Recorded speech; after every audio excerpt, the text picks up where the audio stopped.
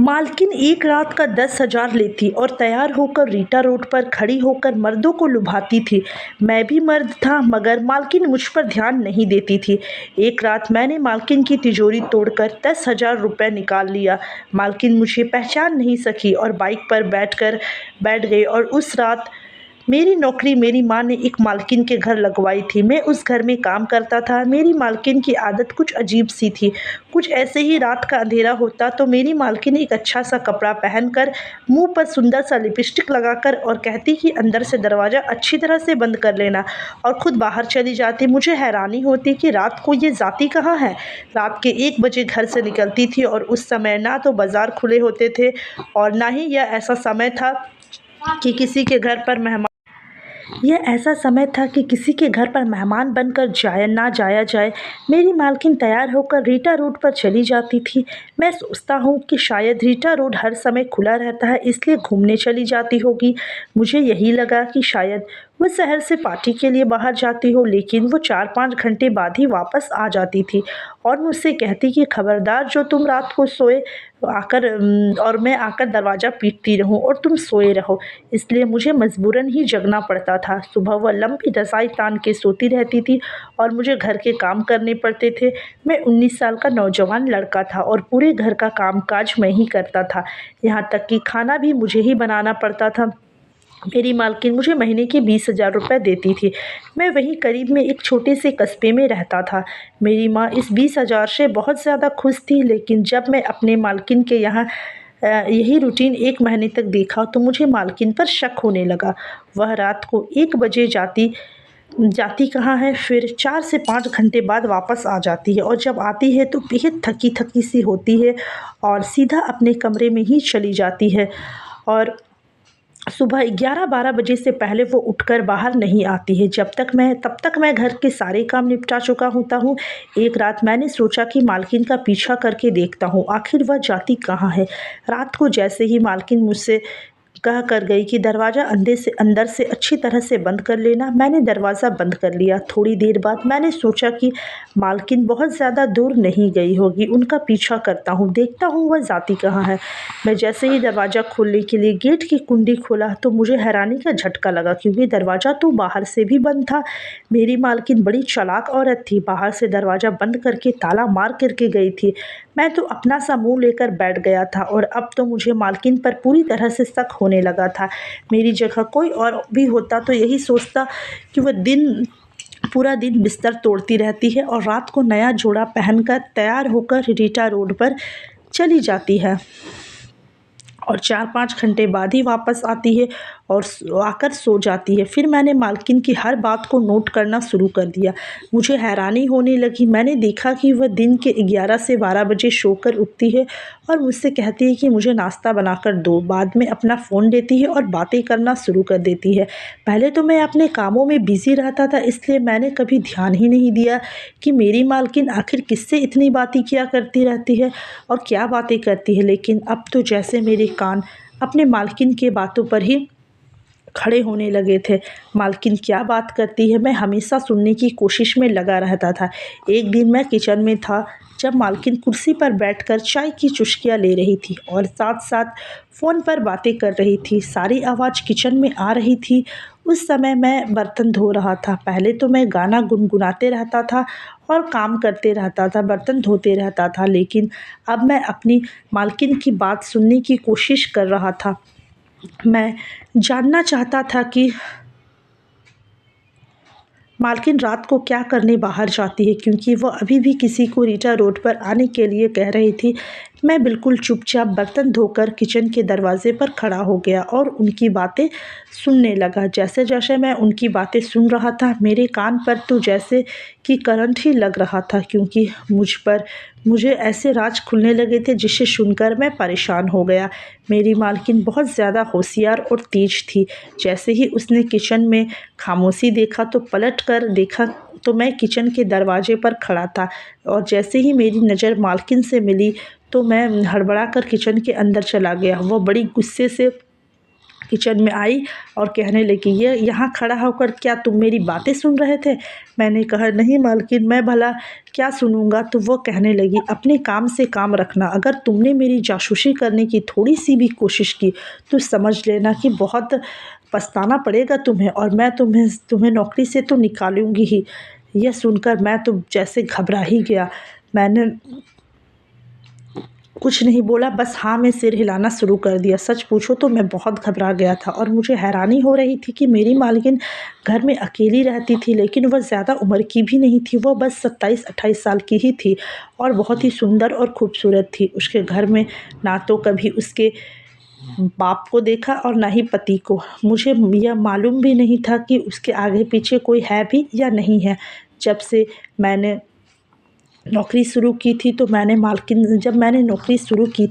मालकिन से पूछा था कि उनके पति कहाँ रहते हैं। तो वो हंसने लगी और कहने लगी कि तुम्हें क्या करना है मेरे पति का। मैंने कहा, बस आपके घर में कोई मर्द नहीं है इसलिए मैंने पूछा। तो वह कहने लगी कि तुम अपने काम से काम रखो, मेरे रिश्तेदार ढूंढने की कोशिश मत करो, समझे? आगे से मुझसे सवाल जवाब मत करना। मेरा पति कहाँ है, मेरा माँ बाप कहाँ है? मैं तुम्हें तनख्वाह दे रही हूँ और तुम अपने तनख्वाह से और अपने काम से, अपने पेमेंट से मतलब रखो। उससे ज़्यादा तुम्हें पूछने की और जानने की कोई ज़रूरत नहीं है। इसके बाद तो मैं मालकिन से कभी कुछ पूछने की हिम्मत ही नहीं की। मैं मालकिन से कुछ पूछूं। 1 महीना ऐसे ही हो गया, लेकिन उसकी बातें जो सुन चुका था, अब मुमकिन नहीं था कि मैं अपने काम से काम रखता। एक बार शाम के समय मेरी मालकिन अपने कमरे में ही थी जब बाहर का दरवाज़ा खटखटाया गया। हमारे घर कोई नहीं आता था। मैंने बाहर का दरवाज़ा खोला तो सामने एक नौजवान और बहुत ही खूबसूरत लड़का खड़ा था और वह मुझसे कहने लगा कि क्या यह रीना का घर है? तो मैं मालकिन का नाम भी नहीं जानता था। मैंने कहा, नहीं, आप कौन साहब है? तो कहने लगे, उससे बोलो कि राजीव आया है। मैंने कहा कि आप यहीं रुकिए, मैं पूछ कर आता हूँ। मैंने दरवाज़ा बंद कर दिया और मालकिन के कमरे पर दस्तक दिया तो मालकिन कहने लगी, अंदर आ जाओ। लेकिन मैं अंदर नहीं गया, मैं दरवाजे के पास ही खड़ा हो गया। मैंने कहा कि मालकिन, क्या आपका नाम रीना है? यह सुनना ही था कि मालकिन बेड से उठकर बैठ गई और बोली कि हाँ, पर तुम्हें कैसे पता? तुम्हें किसने बताया कि मेरा नाम रीना है? मैंने कहा कि बाहर कोई राजीव नाम का लड़का आया है और वह कह रहा है कि रीना का घर यही है। क्या अब मुझे तो आपका नाम पता नहीं है? मेरी बात अभी पूरी भी नहीं हुई कि मालकिन वहाँ बेड से तुरंत उठ बैठी और तेज़ी से उस कमरे से बाहर निकल गई। मैं भी उनके पीछे गया, देखूँ तो आखिर माजरा क्या है।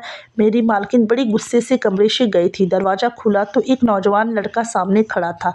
वह कहने लगा, तुम यहाँ पर क्या करने आए हो? निकल जाओ यहाँ से, और मेरे घर का पता तुम्हें कैसे पता चल गया? उसके जवाब में जो कुछ नौजवान ने बोला, मेरे तो पैरों तले से ज़मीन खिसक गई।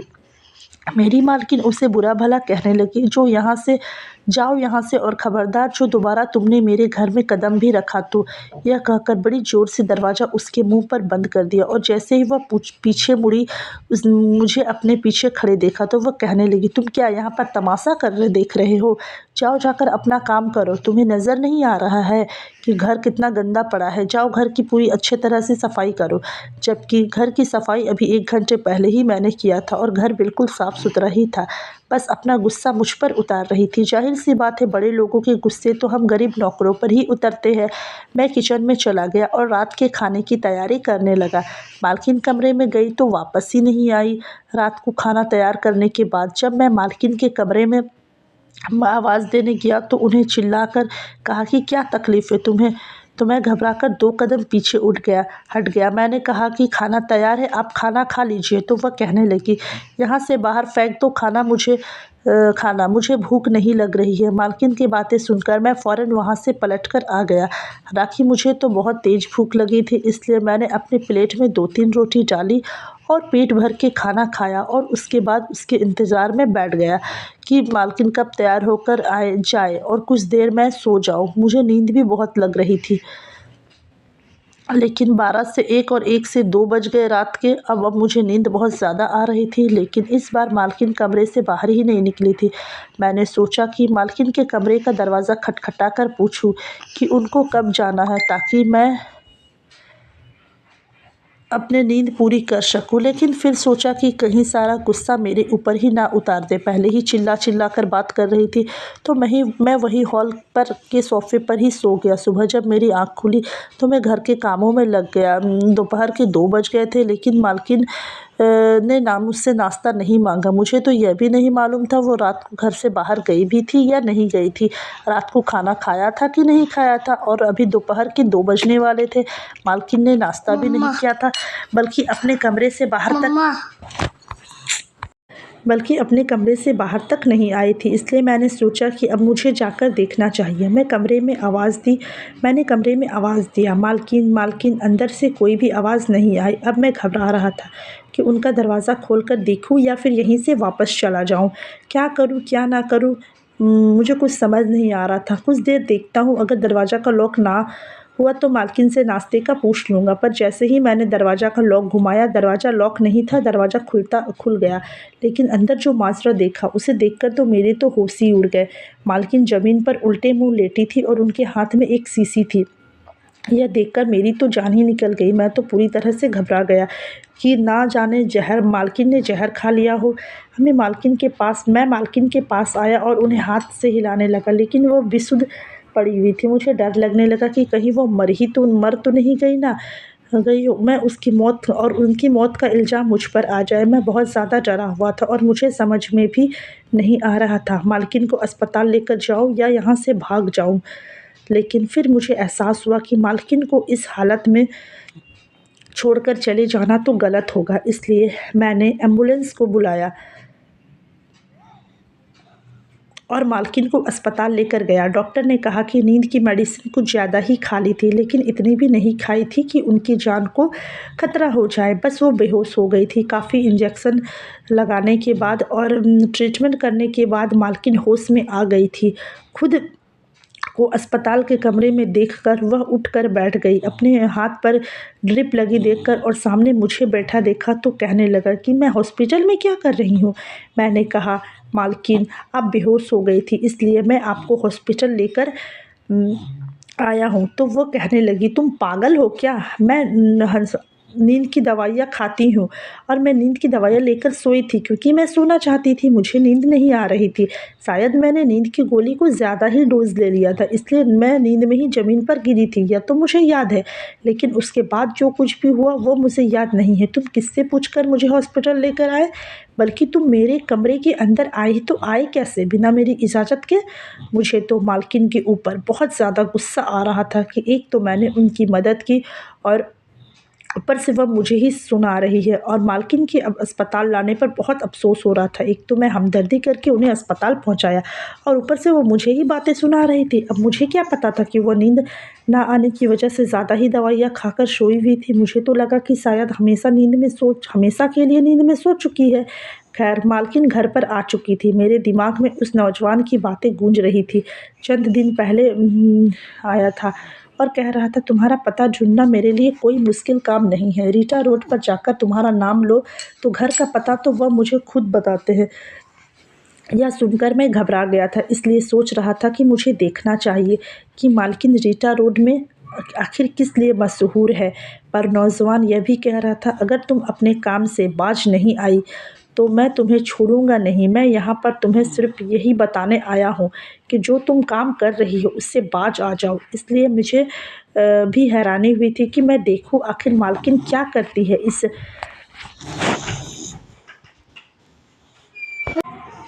इस बार मालकिन तैयार होकर जैसे ही बाहर निकली तो उसने बाहर से ताला लगाया और उसके 10 मिनट बाद ही मैंने दरवाज़ा को अंदर से बंद करके दूसरी तरफ खिड़की से छलांग लगाया और मालकिन का पीछा करने लगा। कुछ ही दूर जाकर रीटा रोड शुरू हो जाता है। मालकिन वहाँ गई तो वहाँ के भीड़ से उन्हें अंदाज़ा नहीं लगा सकती थी कि मैं उनका पीछा कर रहा हूँ, क्योंकि वहाँ पर लोगों की बहुत ज़्यादा भीड़-भाड़ थी। मालकिन वहाँ की एक होटल में चली गई। होटल के बाहर बैठे चौकीदार से जब मैंने पूछा कि यह लड़की यहाँ क्या करने आती है, तो वह कहने लगी कि 10,000 रुपया लेकर आओ तो तुम्हें पता चल जाएगा तुम्हें कि वह क्या करती है। वह 10,000 रुपया लेती है एक रात गुजारने का। ये तो सुनना था कि मेरा तो जैसे दिमाग ही चकरा गया। मेरी मालकिन यह काम करती है, मुझे बहुत अफ़सोस हो रहा था। फिर मैंने सोचा कि मुझे मालकिन को इस काम से रोकना चाहिए, लेकिन अगर मैं उन्हें साफ यह बात कहता तो वह मुकर जाती। हो सकता है मुझे नौकरी से भी निकाल देती।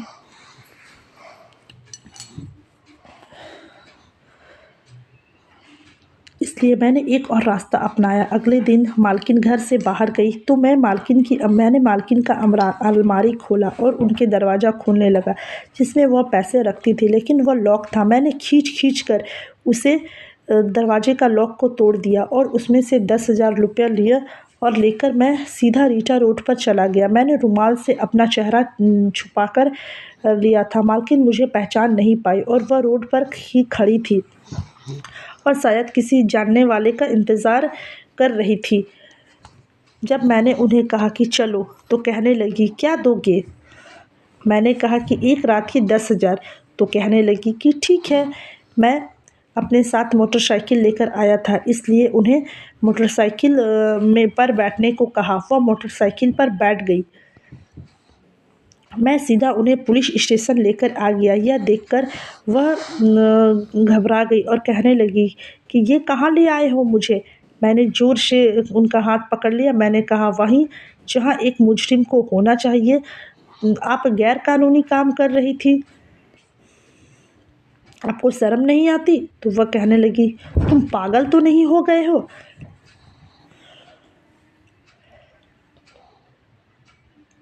उन्होंने दूसरे हाथ से मेरा रुमाल के चेहरे से हटाकर मुझे देखा तो वह हैरान रह गई। वो कहने लगी, तुम मेरा पीछा कर रहे थे और तुम मुझे पुलिस स्टेशन लेकर जाओगे? छोड़ो मेरा हाथ, वरना मैं तुम्हें छोड़ूंगी नहीं। लेकिन मैंने भी उनका हाथ नहीं छोड़ा। मैं उन्हें पुलिस स्टेशन के अंदर ले आया। सामने ऑफिसर्स खड़े थे जो कि मालकिन को देखकर फ़ौरन से खड़े हो गए और मैंने कहा कि मेरी मालकिन गैर कानूनी काम करती है। यह 10,000 में लोगों के साथ रात गुजारती है। यह सुनना ही था कि पुलिस वाले का चेहरा लाल हो गया। वह चिल्लाते हुए मेरे पास आए और खींच के थप्पड़ मेरे मुंह पर मार कर कहने लगा कि पागल हो गए हो क्या? ये पुलिस ऑफिसर है और रात के टाइम ऑन ड्यूटी पर रहती है। ऐसे लड़कों को पकड़ना चाहती है जो कि जिस्म का सौदे के कामों में लगे रहते हैं और तुम इसे ही पकड़ कर यहाँ ले आए हो। यह सुनकर तो मेरे तो होश ही उड़ गए। मैंने फ़ौरन से मालकिन का हाथ छोड़ दिया और मालकिन मुझसे कहने लगी कि डंडे से मारूंगी। तुमने मेरा सारा प्लान चौपट करके रख दिया। आइंदा अगर तुमने मेरा पीछा किया तो बहुत बुरा पछताओगे। और मुझे यह कहने के बाद वह सामने बैठ गई और ऑफिसर से कहने लगी कि राजीव का कुछ पता चला? तो ऑफिसर कहने लगे, मैडम, हमने उसे गिरफ्तार कर लिया है। तो वह अच्छा कहने लगी कि वह इस गेम का मेंबर है। वह गिरफ्तार हो गया तो समझो कि सारी की सारी टीम हमारे हाथ में होगी। मेरे लिए यह बहुत बड़ा झटका था कि मालकिन एक इंस्पेक्टर ऑफिसर है। वह ऐसे लोगों को गिरफ्तार कर रही थी जो कि ऐसे गैर कानूनी काम करते हैं और मुझे 1% भी यकीन नहीं हुआ कि मालकिन एक पुलिस ऑफिसर थी। लेकिन जो भी था, मालकिन एक अच्छा काम कर रही थी। तो धन्यवाद दोस्तों। वीडियो पसंद आया हो तो वीडियो को लाइक ज़रूर करें और चैनल पर अगर नए आए हो तो चैनल को सब्सक्राइब करना बिल्कुल भी नहीं भूलें, ताकि इसी तरह की अच्छी कहानियाँ आप लोगों को रोज़ाना सुनने को मिलती रहे। मिलती हूँ नेक्स्ट वीडियो पर। तब तक के लिए bye bye, take care, thanks for watching.